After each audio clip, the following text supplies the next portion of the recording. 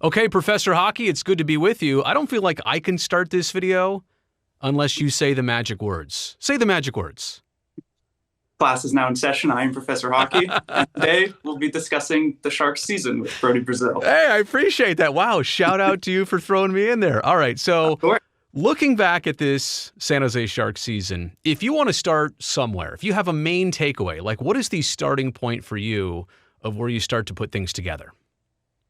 I think just game one of the season was just such an exciting time with so many of the new faces in the lineup. And then there was the big debut for Celebrini, the big debut for Will Smith, and then how that game just started with Celebrini scoring his first career goal a few minutes in, and then getting his first career assist a few minutes later. Just really starting the season off on the right foot. Obviously, the Sharks would end up losing that game in the end in overtime, but it really kind of set the tone that this was going to be a much more fun and exciting and great season to watch for the Sharks compared to the previous years. I think that's really where we got started. Just game one. You didn't have to wait too long. Yeah, and I think if there was a book, I mean, there would be a huge chapter of this season on Celebrini and Smith. So let's actually us begin there.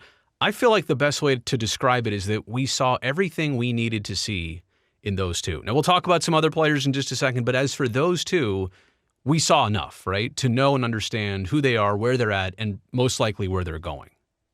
Absolutely. I mean, like I said, game one is where we got celebrate. Most young players, they don't, come into the league firing on all cylinders right away. It's an adjustment, especially coming from college. It's one thing if you come maybe from more like a man's league, like the SHL or the KHL, but from college, it's a significant jump. And so to get right on it, game one, and then he missed some time. That's even more difficult. Like you're trying to get into the groove of things, and then right after the first game, you're done.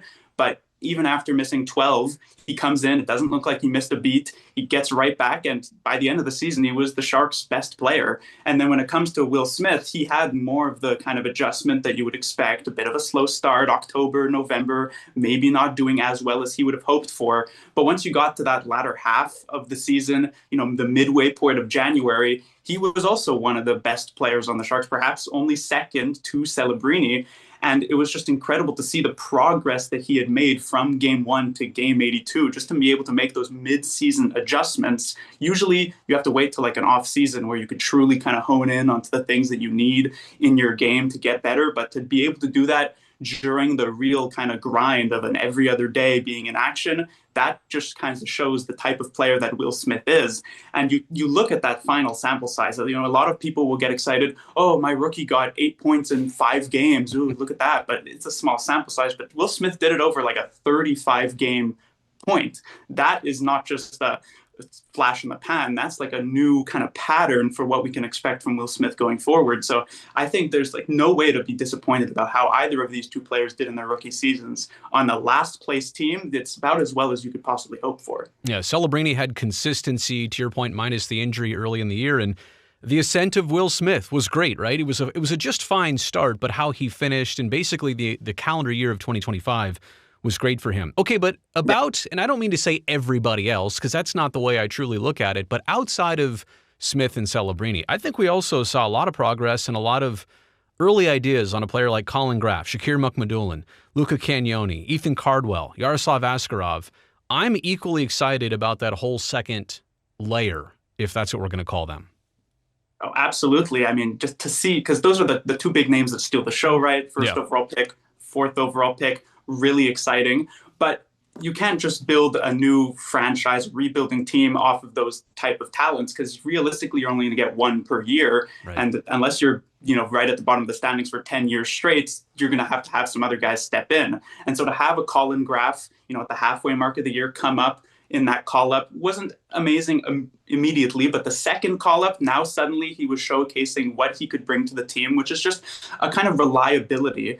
And, we recently saw the press conference there with Logan Couture, and one of the big things that was said about him was that he would do whatever it takes to win. And I'm not going to say Colin Graf is going to hit the ceiling of a Logan Couture, but Graf kind of has that type of element to his game where in previous years in college, he was the guy offensively for Quinnipiac. He needed to be the one putting up the points. But when you make that jump to the professional level in the AHL and the NHL, suddenly that might not be the same role. Now you're kind of like a big fish in an ocean of talented players. And the team needed him to step into a penalty killing role. And he did it absolutely instantly, right? He knew some players might cross their arms and pout a little bit about this new role. It's tough. You have to be really competitive at every moment, or else the puck will end up in the back of your net. But Graf, he went at it, and he became one of the Sharks, at least during his time here, one of their Sharks' best penalty killing forwards. In fact, if you take a look at power play goals against per 60 minutes, he was actually the lowest on amongst all Sharks forwards, just to show when he's on the ice,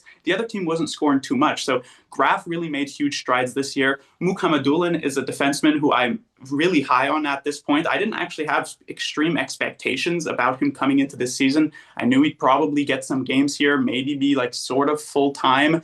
Obviously, the injury slowed him down at the beginning of the year, and then now there's the injury slowing him down at the end of the year. But from what we saw, to have him go from being like that third pairing guy at first to then being thrust into a first pairing role because of injuries and trades to CC and Wallman, and then to have the success that he did, yeah, there were maybe some rougher games against like the cream of the crop of the NHL, Colorado, Washington.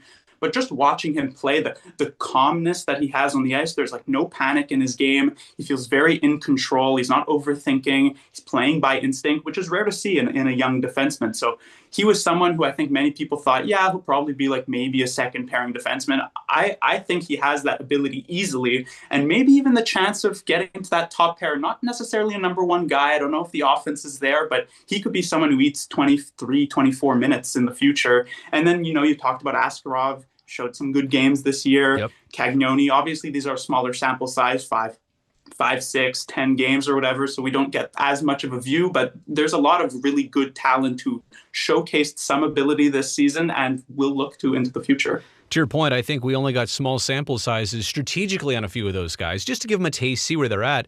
I can't wait to see more of that next year. It's like a gift under the tree that we haven't been able to really scout out yet. Like, let's open that thing up. Let's see what's inside that gift. Okay, you also mentioned Logan there and his stepping away from the team, and now that opens up a new spot as captain of this team. I don't know which way they're going to go. I see multiple different options. Do you have any either predictions or preferences on how this team handles the captaincy? I think my preference would be to give it to Celebrini. I think, all of us are very much aware that this is where it's going to eventually end up being within, 3 years' time. I'd be surprised if he wasn't the captain of the San Jose Sharks. But if I had a prediction, the sense that I get from the Sharks organization is they kind of like to play it a little bit slower, more careful, and they don't want to overload Celebrini and put too much on his plate. So I'm thinking probably Tyler Toffoli would end up being more so that player. He's got 3 years left on his contract, so he's here for enough time, but not so long term that it's going to get in the way of anything like that. So that's the direction I would lean towards, but definitely I would hope that Celebrini, we've seen other elite talent in the past, like McDavid, like Crosby, given the captaincy right out of the gate, pretty much like their second year in the NHL. And it has worked out, obviously, for them. Crosby won a Stanley Cup a couple of years later. McDavid made the playoffs for the first time with the Oilers after like a 10-year drought. So it's not something that was too big of a stage for them. And I don't think it would be for Celebrini either, but we'll see what happens. I know so many people inside the team are taking this so seriously. Of course, it's their job and they want to do the right thing, but it's almost, I dare to say, it's a fun conversation for all of us, a little bit on the outside to have, because there's multiple different really good ways you could go with this. It'll be interesting to see how it all ends up. Two more things. Free agency, when it eventually opens up in July, it's going to be wide open. And for the first time in a long time, the Sharks actually are probably going to kind of need to spend a little bit. What's your preferences eventually on what this team might add externally? Well, like you said, it's not even just that, we have 20 million of cap. They need to spend 20 million essentially just to even be eligible to play next season. So obviously there will need to be moves made. I think the big target for this team is definitely on the blue line. You need to improve defensively. It was a kind of major issue for them this season and last season.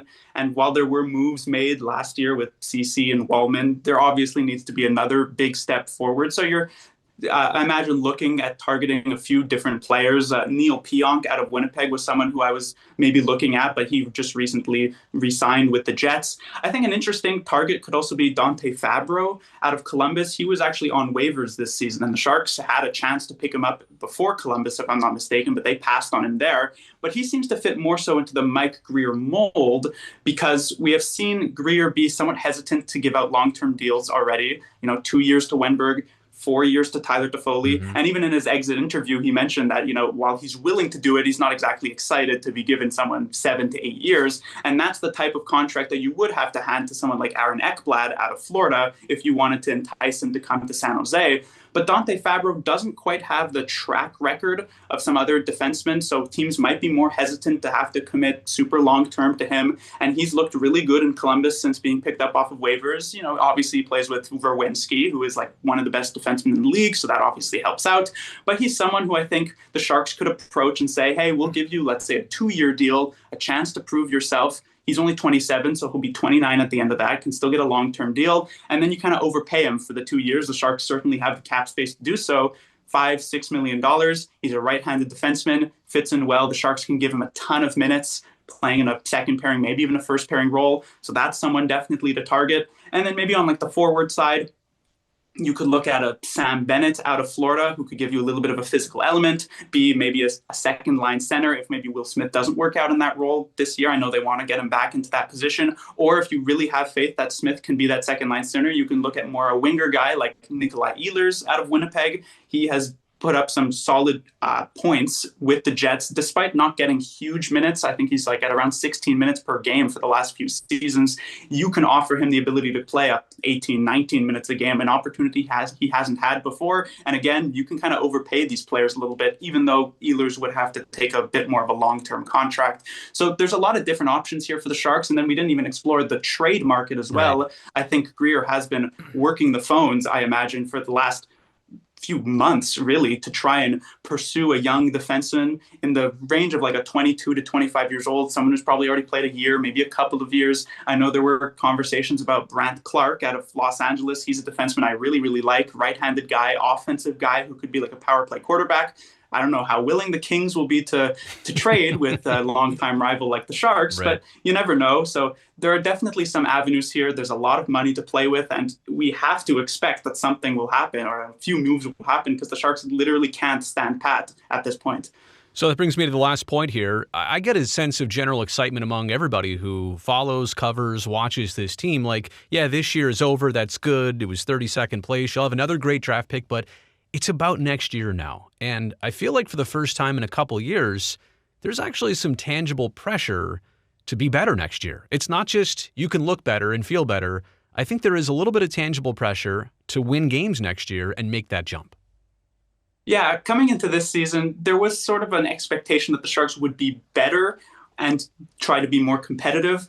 But obviously, when you take a look at this season, that's exactly what they were able to accomplish. And so you're not too sad that they end up finishing. Right. I mean, you're a little bit disappointed, but you're not like so upset that right. They end up finishing last place. But as you say, next year, it is no longer just about taking steps forward within the team, but there has to be some sort of standings movement as well. Finishing last place, as tempting as it might be to get yet another first overall pick or a chance of the first overall pick, you don't want to get into the cycle of, oh, let's just finish last place again. And because there's another great talent, because there's always going to be some name at the top of the draft board that everybody wants.